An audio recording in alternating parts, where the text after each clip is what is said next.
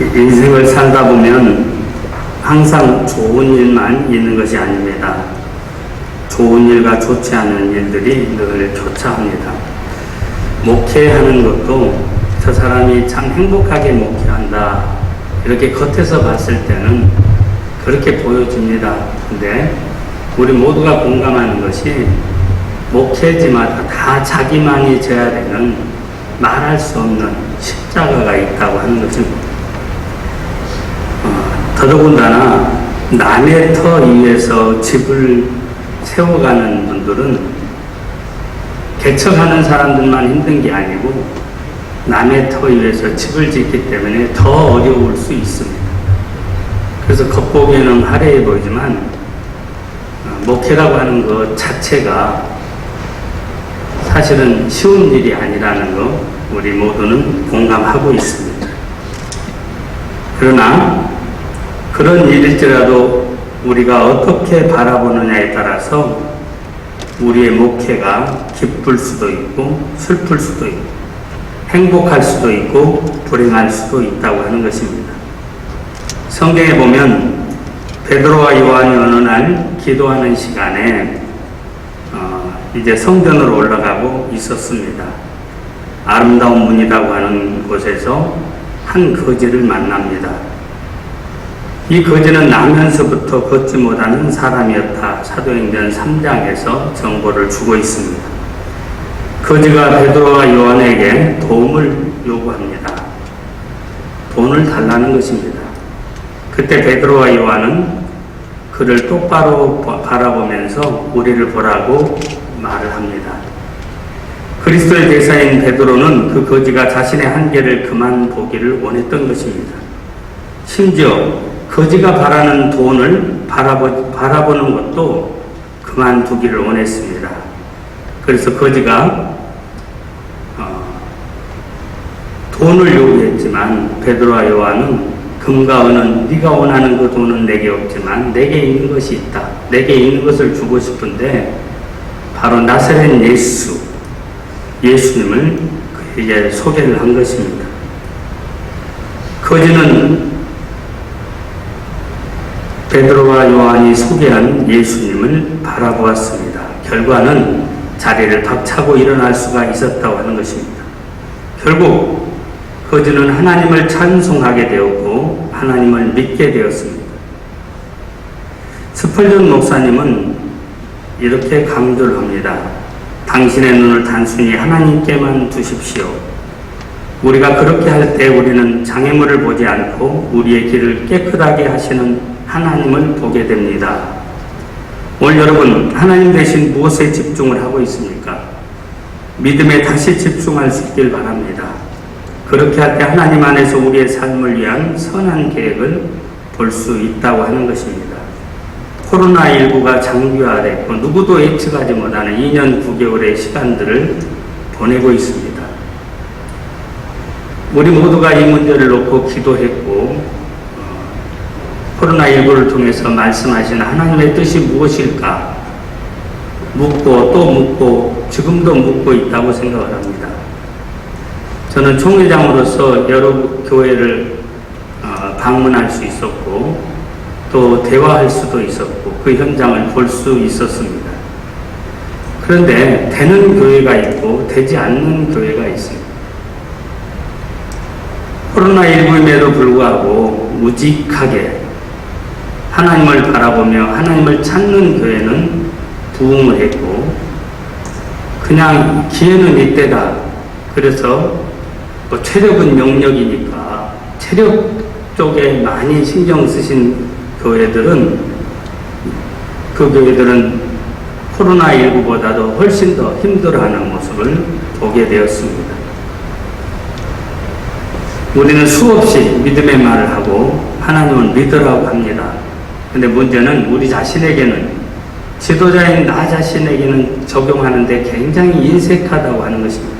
말은 풍성하게 잘하는데 정작 우리의 삶은 성도들에게 해치는 만큼 성도들에게 바라는 만큼 우리가 그렇게 하지 못하고 있다고 하는 게 우리의 문제라고 생각을 합니다. 사람이 어디를 바라보느냐에 따라서 그 결과는 너무나 다름을 우리는 우리의 삶을 통해서 철저하게 지금 확인을 하고 있습니다. 두 사람이 감옥에 갇히게 되었습니다. 한 사람은 감옥에 있는 먼지를 헤아리면서 늘 불평을 했다고 그래요. 그러나 다른 한 사람은 밤하늘에 별을 세며 꿈을 꾸었다고 그럽니다. 여러분, 우리는 삶의 먼지를 헤아리는 사람들이 아니라 밤하늘의 별을 헤아리며 살아가는 사람들입니다. 저는 이 시인의 마음을 읽어내려고 이 시를 수없이 읊조렸지만 처음에는 왜 이 시인이 이런 신말을 썼을까 이해를 못했는데 어느 순간에 제가 깨달음이 있었습니다. 시인 에머슨의 시입니다. 나는 다소 곧 입 담은 종달새 앞에서 아름다운 종달새의 노랫소리를 듣는다. 뭔가 말이 안 맞아요. 다소 곧 입 담은, 지금 조용히 입 담은 채 앉아있는 종달새, 그 앞에서 이 시인은 아름다운 종달새의 소리를 듣는다는 거예요. 종달새는 노래하지 않고 있는데 시인은 그것을 듣고 있는 것입니다. 도대체 무슨 뜻이냐? 제게 온 깨달음은 이렇습니다. 지금은 비록 종달새가 입을 다물고 있지만 언젠가는 이 종달새가 아름다운 노래를 불러주리라 기대한다는 그런 뜻입니다.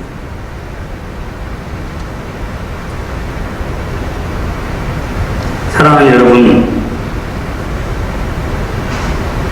지팡이는 험한 길을 갈 때 필요한 것이고 밧줄은 험한 산을 오를 때 필요합니다. 빛은 어두운 땅에 필요한 것이고요. 희망은 위기의 땅에서 필요합니다. 오늘 하나님께 초점을 맞춘 사람은 어둠 속에서 빛을 보는 자들입니다. 파괴 속에서 건설을 바라보는 사람들입니다. 부정적인 땅에서 긍정을 보는 사람들입니다. 절망의 세상에서 희망을 만들어가는 사람이 하나님께 초점을 맞추는 사람이라고 저는 믿습니다. 그렇다면 하나님께 초점을 맞춘 사람은 어떤 사람이냐? 이 본문 우리가 다 알고 있습니다.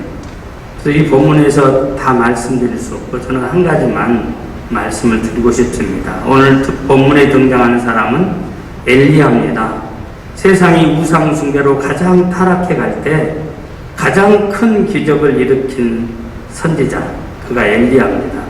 3년 6개월 동안 비가 오지 않던 땅에 떠오른 손바닥만한 구름 속에서 장대비를 보고 소낙비를 애원한 사람, 엘리야입니다.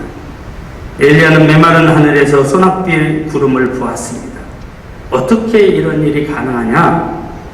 하나님이 비를 약속하셨기 때문입니다. 엘리야가 위대한 선지자였던 것은 그의 초점, 그의 믿음, 그가 붙든 말씀이 위대했기 때문이었습니다. 오늘 본문 말씀은 갈멜산에 불이 떨어졌던 그 멋진 승리 이후의 사건을 우리에게 보여주고 있습니다. 이방 선지자 850명과의 대결에서 하나님의 능력으로 당당하게 승리한 하나님의 사람 엘리야. 엘리야는 승리 이후에 지금 무엇을 했습니까? 또 여러 종류의 사람들이 있죠. 승리에 도취되어서 이제는 조금 더 쉬자. 내가 이거 하느라고 집중했으니까 휴식이 필요해. 그래서 쉴 수도 있었을 것입니다. 또 여러 사람들의 축하를 받으며 한껏 목에 힘을 줄 수도 있었을 것입니다. 그러나 엘리야는 오늘 42절에 보니까 엘리야가 갈멜산 꼭대기로 올라가서 땅에 꿇어 엎드려 그의 얼굴을 무릎 사이에 넣고 이렇게 성경은 기록하고 있습니다. 무슨 말입니까? 엘리야는 또 기도하고 있었다고 하는 것입니다. 승리에 오만하지 않았고 승리에 도취되지도 않았습니다. 하나님의 새로운 역사를 기다리며 곧장 기도하기 시작했습니다. 비를 거두어 가신 하나님, 이제 당신의 불쌍한 백성들을 그 백성들을 위해서 비를 주셔야 하지 않겠습니까? 온갖 문제를 가슴에 끌어안고 다시 갈멜산을 향해 터덜거리며 올라가는 엘리야의 모습, 그 모습이 십자가를 지고 골고다의 언덕을 오르신 예수 그리스도의 모습인 것을 우리는 볼 수 있어야 됩니다. 이것이 또 저와 여러분들에게 주어진 사명자의 모습이기도 합니다. 이스라엘의 기근이 시작된 지 3년째 되던 해에 하나님은 엘리야에게 18장 1절이죠. 내가 비를 지면에 내리리라 약속을 주셨습니다.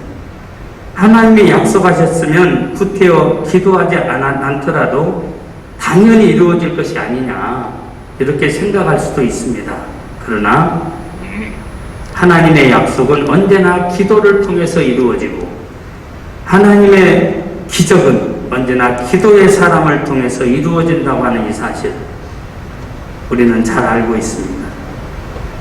그래서 엘리야는 하나님의 약속을 믿었기 때문에 엎드릴 수가 있었다고 하는 것입니다.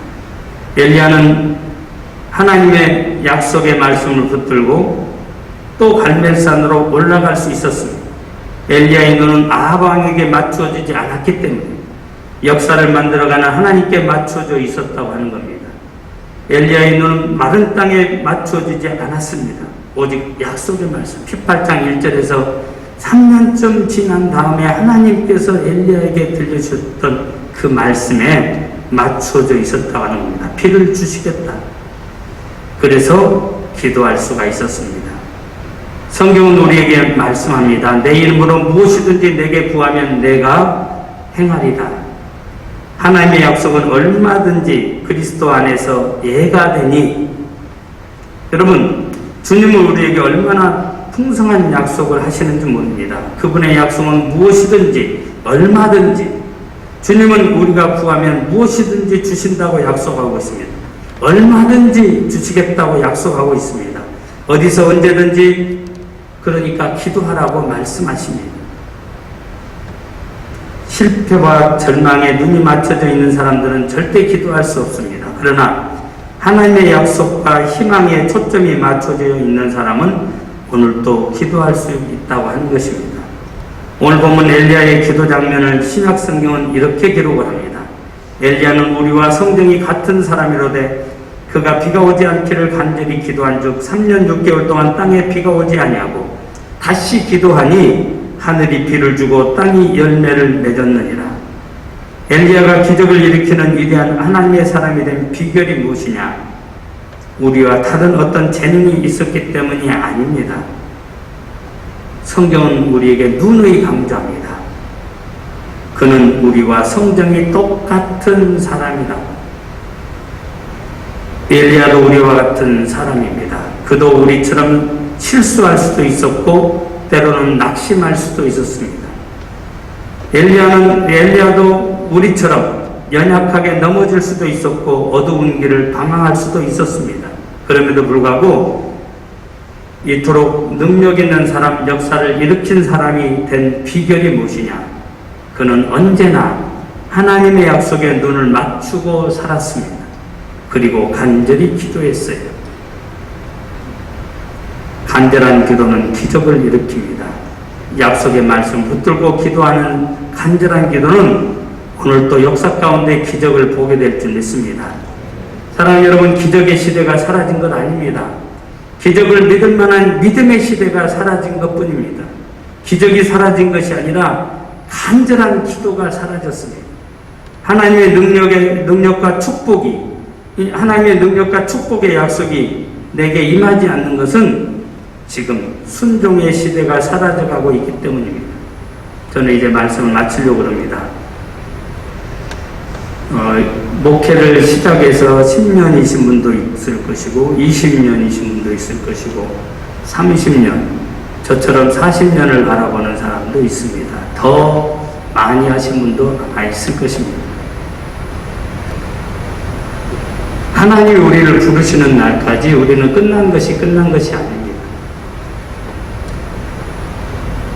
제가 제 친구들, 또 저하고 교제하는 사람들, 또 여러 사람들과의 이 대화 중에 제일 많이 나오는 게 처음에는 50대 정도는 건강, 60대까지도 건강, 50대 후반부터 60대 들어서면 이제 재정적인 문제, 노후에 어떻게 할 것이냐.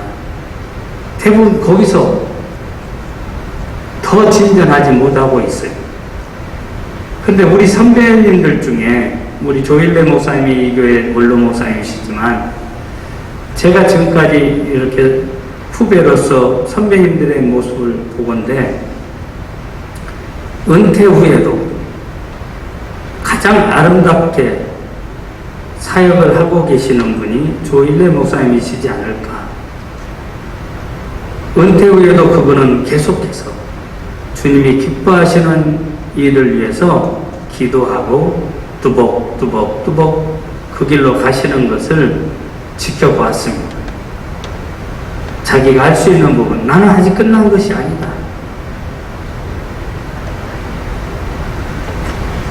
여러분, 이 모든 것 우리가 하나님께 맡기고 우리가 해야 될 부분은 우리가 철저히 준비하지만 우리가 할 수 없는 영역에 대해서는 하나님께 맡기고 하나님의 부르심에 대해서 늘 우리는 묻고 하나님이 하시면 할 수 있다고 하는 이 믿음을 가지고 우리는 하나님의 약속의 말씀을 붙잡고 끝까지 달려가야 될 줄 믿습니다. 코로나임에도 불구하고 부흥하는 교회, 약속의 말씀을 붙잡은 교회가 부흥하고 약속의 말씀을 붙잡았기 때문에 기도하는 그 교회가 부흥하는 것을 보았습니다.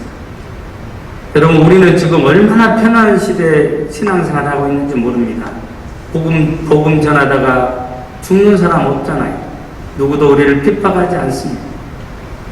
신앙의 선배들은 이보다 더 힘들고 어렵고 목숨까지도 장담할 수 없는 그때를 지나면서도 그들은 부흥을 경험했는데 우리는 고작 코로나 때문에 발이 묶여서 지금 한국교회 대부분이 여러분 저희 교회만 보더라도 60% 정도 회복이 된 것 같아요.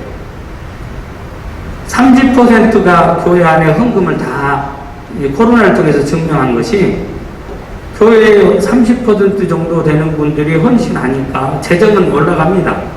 숫자는 줄었지만 올라가요.